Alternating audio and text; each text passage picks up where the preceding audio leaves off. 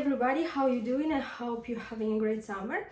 My name is Jenya and I'm just a regular woman, a new mom and a new author of a book.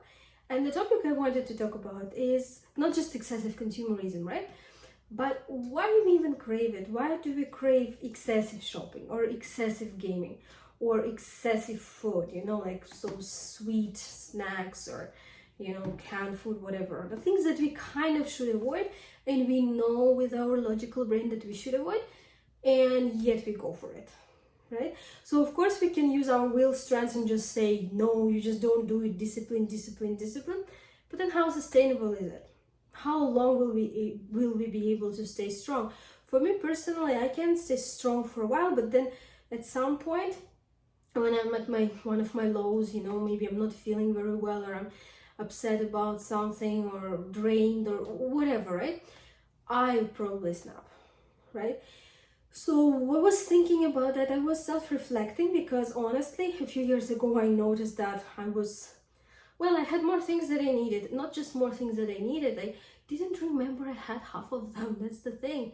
You don't know how much stuff you have until you start moving and packing, and then you just look at your items, you're like, where the hell is it coming from? I don't remember I had this one. Why do I have 3 similar dresses? Why, right? Because I didn't remember I even had those 2. So I bought the 3rd one. And so I started reflecting, why do I even want to do this? Because let's be honest, it's not like I'm super rich or anything. Obviously, when we go and we buy items, we spend money, and the more money we spend, the more financial strain we experience. But that's not the only problem, right? Because this also takes away our time, our energy, and many, many other things. And then I decided, listen, Gina, if I just try to force myself to not do certain things, it's not going to be working too well. Let's see why it even happens and why we even want to do that.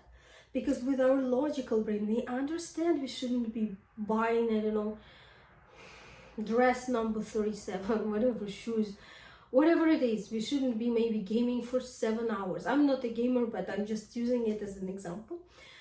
But then there is something else in us that just kind of makes us want it, right? So it is about our reward system.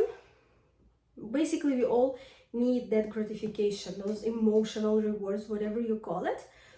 And the thing is that our brain, as much as I understand this topic, now I'm not a specialist, but our brain can actually be conflicting with itself.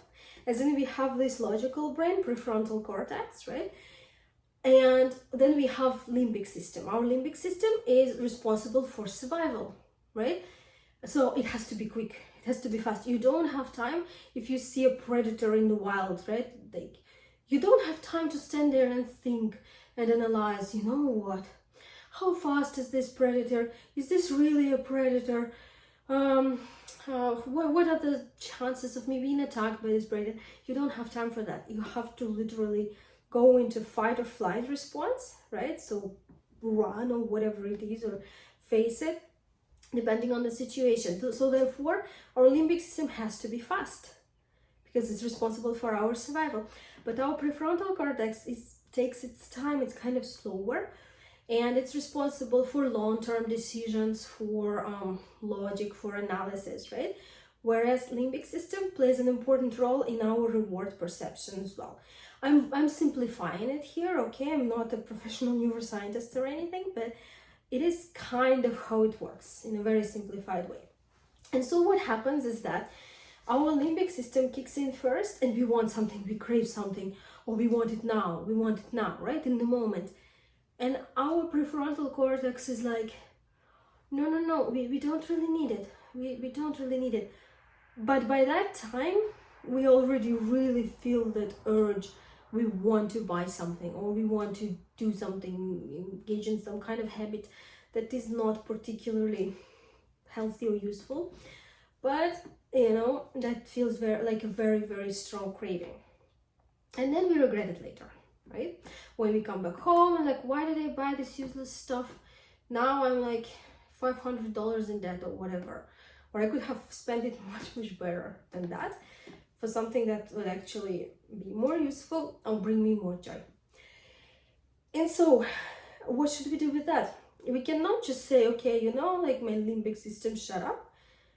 I'll listen to my prefrontal cortex, because it's not how it works, right? On the animalistic level.